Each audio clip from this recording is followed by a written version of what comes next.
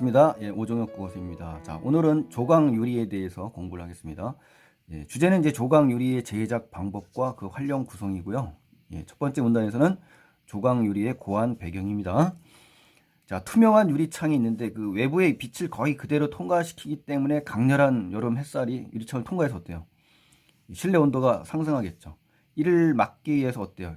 일반적으로 커튼을 이용합니다. 그래서 이 빛을 차단하는 것이 이제 일반적인 우리의 생활 모습이죠. 그런데 커튼에 의해 흡수된 빛의 커튼의 온도를 올리지 않습니까? 그러면은 다시 방의 온도를 상승시킵니다. 그래서 방 전체 열 출입이라는 관점에서 보면 빛을 완전히 차단하는 데 효과는 극히 제한적이다라는 한계점을 좀 제시한 겁니다. 커튼을 사용해서 빛 차단을 한다는 것은 한계가 있다. 뭐 이런 얘기죠.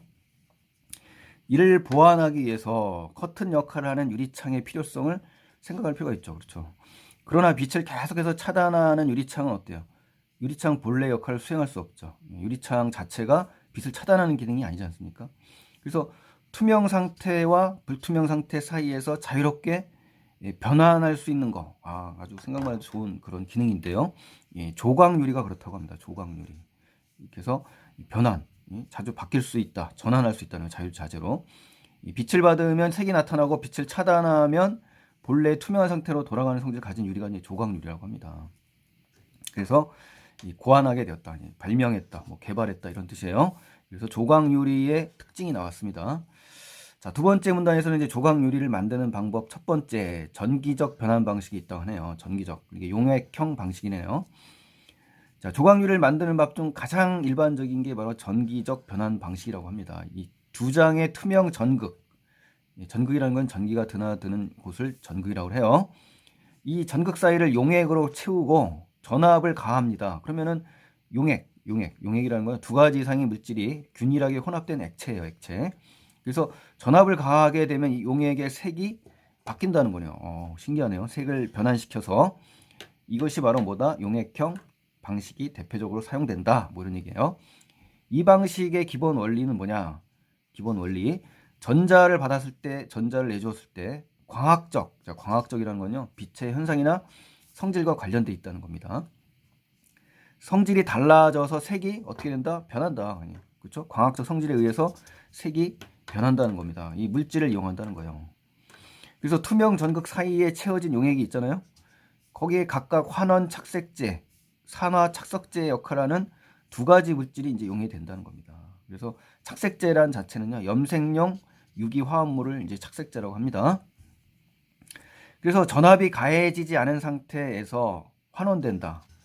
환원이라는 건요, 이제 이 분자나 원자, 이온 따위가 전자를 얻는 거예요. 그러니까 쉽게 말해서 전자를 얻는 거고, 산화는 전자를 잃어버리는 겁니다. 아셨죠? 그래서 이 전압이 가해지지 않은 상태에서 환원 착색제와 산화 착색제는 어떻게 된다? 모두 투명하다. 그러니까 전자를 받지 않으면 투명한 상태로 유지된다. 전압을 가하기 이전에는 투명한 상태다. 이렇게 기억을 하셔야 돼요. 하지만 만약에 두 장의 투명 전극에 전압을 가하면 음극에서 양극으로 전자가 이동하겠죠. 전자의 이동, 음극에서 양극으로. 여분의 전자를 받은 환원 착색제와 전자를 빼앗긴 산화 착색제가 어떻게 된다? 이제 변하겠죠. 색이 초록색.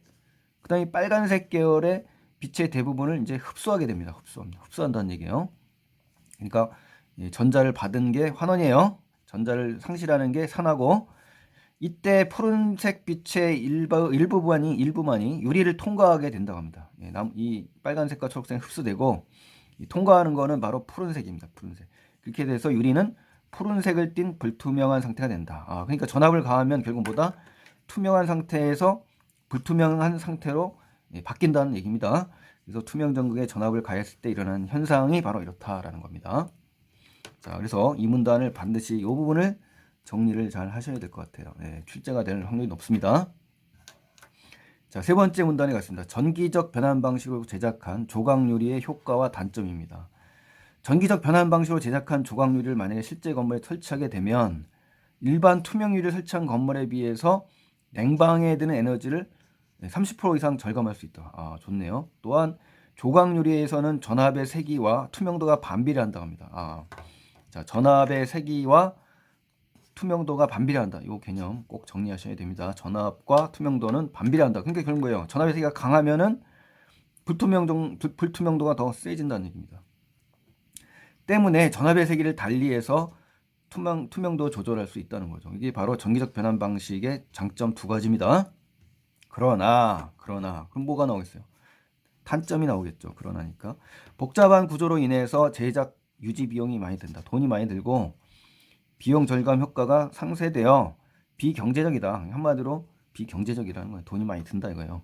유리가 클수록 또 불투명의 전환에 걸리는 소요 시간이 길죠. 그러다 보니까 역시 한계로 지적된다. 그리고 조각 유리는 외부에 유입되는 대부분의 빛을 흡수하기 때문에 불투명화에 사용된 용액의 온도가 상승하게 돼서 그것이 실내열로 다시 방사되는 단점도 있다. 그러니까 이 전기적 변환 방식의 단점 3가지, 장점 2가지, 단점 3가지. 그래서 장단점이 나온 겁니다. 자, 그 다음에 이제 두 번째 페이지에 가시겠습니다.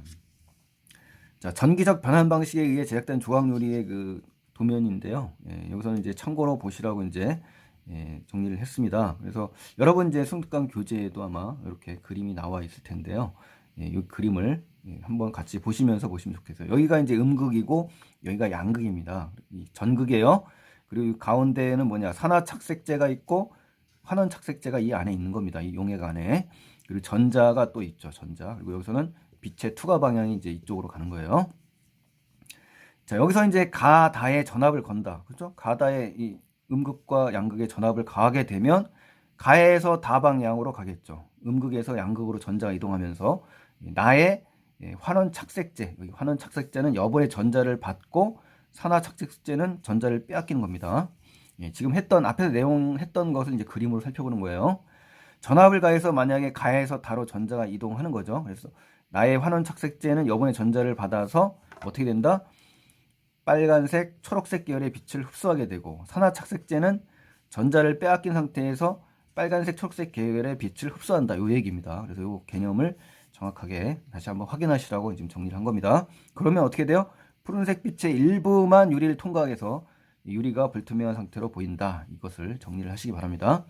또 두 번째 알아야 될 게 이제 가와 다의 가는 전극이에요. 전압의 세기를 강하게 하면 할수록 그 전보다 어떻다? 유리의 불투명도는 높아진다. 그렇죠? 그러니까 전압과 불투명도는 비례하고 투명도는 반비례한다. 이거 꼭 기억하셔야 돼요. 그래서 불투명도는 전압의 세기에 비례한다. 그리고 투명도는 전압의 세기에 반비례한다. 이렇게 정리를 반드시 하셔야 시험에서 실수하지 않을 수 있습니다. 세 번째, 조각 유리가 클수록 전압을 가했을 때 나가 투명한 상태에서 어떻게 돼요?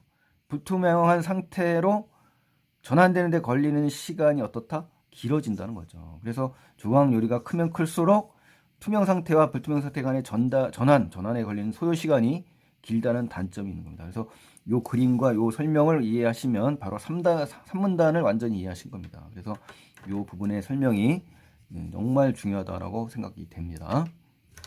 자, 네 번째 문단입니다. 조각 유리를 만드는 방법 두 번째입니다. 이제 가스 변환 방식의 원리와 활용 가능성인데요. 그렇다면 이제 유리창이 거울의 기능을 갖도록 하여 빛을 반사시킴으로써 실내로 유입되는 열을 크게 줄일 수 있지 않을까라는 생각할 수 있겠죠. 이러한 연구가 활발하게 된 것이 뭐냐, 수소가스를 주로 이용하는 가스 변환 방식이라고 합니다. 그래서 기존의 가스 변환 방식은 어때요? 두 장의 유리 사이에 공간에 수소가스를 충전했거든요. 근데 유리의 상태를 변환시키는 방식인데 유리 이제 두 장 두께가 이제 두꺼울 거 아닙니까? 그래서 제약이 많았다고 합니다. 기존의 그 가스 변환 방식이요. 그러니까 문제점이 나온 겁니다. 하지만 그럼 뭐가 나오겠어요? 다른 대안책을 설명할 겁니다. 그게 바로 뭐냐? 새로운 가스 변환 방식입니다. 기존과 새로운 대조예요. 한 장의 유리 표면에 이제 두 장이 아니라 한 장이죠. 마그네슘과 이트리움이 혼합된 두께 약 40cm 정도의 방망을 입힌다고 합니다. 그리고 나서 여기에 다시 수소의 흡수와 탈착을 촉진하는 촉매 역할을 하며 수분으로 인해서 발생할 수 있는 방막의 산화를 막는, 그러니까 산화 방지용 팔라듐 방막을 또 입힌다고 합니다. 그렇죠? 수소의 흡수와 탈착을 촉진하는 촉매 역할을 하는 거예요. 또 팔라듐 방막이. 그리고 방막의 산화를 방지하는 것이 팔라듐 방막의 성질입니다. 그래서 그 다음에 얇은 투명 시트를 덮는다라는 겁니다. 그렇게 되면 이제 마그네슘과 이트리움의 혼합 방막이 되겠죠. 그러면 불투명한 금속 상태에서 어때요? 거울의 기능을 해서 빛을 반사하는 역할을 한다. 이 불투명해야 반사를 합니다. 그래서 전기적 변환 방식에서 빛 흡수로 처리된 문제를 이제 해결한 겁니다. 여기서. 그렇죠? 예. 근데 이제 유리 표면의 방막과 얇은 투명 시트 사이에 유리 표면의 방막과 얇은 투명 시트 사이에요. 평균 0.1mm 정도의 간격이 있는데 이 틈새에 공기 중에 수분을 전기 분해함으로써 발생된 수소 가스가 있습니다. 이게 가스가 차면 투명해진다는 거죠. 혼합 방막이 투명해진다. 이거 중요합니다. 수소 가스가 차면 혼합 방막이 투명해진다. 그리고 수소 가스 공급이 중단되면 당연히 뭐가 되겠습니까? 이 혼합 방막과 투명 시트 사이의 수소가 대기 중의 산소와 반응해서 수증기가 돼서 빠져나가니까 다시 불투명한 상태로 된다. 그러니까 수소가스가 차면 투명해지고 수소가스가 빠지면 불투명한 상태가 된다. 이거를 꼭 기억하셔야 돼요. 그래서 수소가스를 주로 이용하는 가스 변환 방식에서 유리가 불투명해지는 원리에 대해서 여기서 설명을 했기 때문에요. 여기서 다소 너무 어려울 수가 있기 때문에 정확하게 다시 한번 반복을 많이 하셔야 됩니다. 이 부분에서 만약에 시험에서 변형이 되면 상당히 어렵습니다. 정확하게 아시면은 뭐 쉽겠지만요. 자, 세 번째 페이지입니다. 자, 이 조각 유리는 공기 중의 수분을 이용하여 발생시킨 소량의 수소만으로도 상태 전환이 가능하죠. 소량으로. 그러니까 이 돈이 적게 든다는 얘기예요. 그래서 경제적이다. 그래서 자동차 유리 같은 우리 실용적인 일상적 분야에서 다양하게 쓸 수 있을 것으로 기대되고 있다. 그래서 수소가스를 주로 사용하는 가스 변환 방식의 장점을 제시한 겁니다. 자, 그러면 이제 새로운 가스 변환 방식의 특징 뭐 12가지를 지금 제시했는데요. 이 부분을 한번 읽어볼까요? 첫 번째, 유리 표면의 방막과 투명 시트 사이의 틈새에 수소가스가 충전되면 방막이 투명해진다. 그렇죠? 또 유리 표면의 방막과 얇은 투명 시트 사이에 간격이 있는데 이 틈새에 수소가스가 차면, 그렇죠? 이걸 꼭 기억하셔야 돼요. 수소가스가 차면 투명해진다. 그리고 빠지면 불투명해진다 이거예요. 그 유리 두 장의 두께로 생기는 활용상의 제약 문제를 해결한 점에서 이 수소가스를 이용한 기존의 가스 변환 방식과는 차별화됐다 이 얘기죠. 또 공기 중에 수분을 전기 분해하고 얻은 소량의 수소로 혼합 방막의 상태 변환이 가능하여 전기적 변환 방식에 비해서 경제적입니다. 또 기억은 공기 중의 수분을 전기 분해해서 얻은 소량의 수소로 혼합 방막의 상태를 전하는 것이 가능해졌다라고 이야기했죠. 또 경제적이다. 그리고 전기적 변환 방식은 어떻습니까?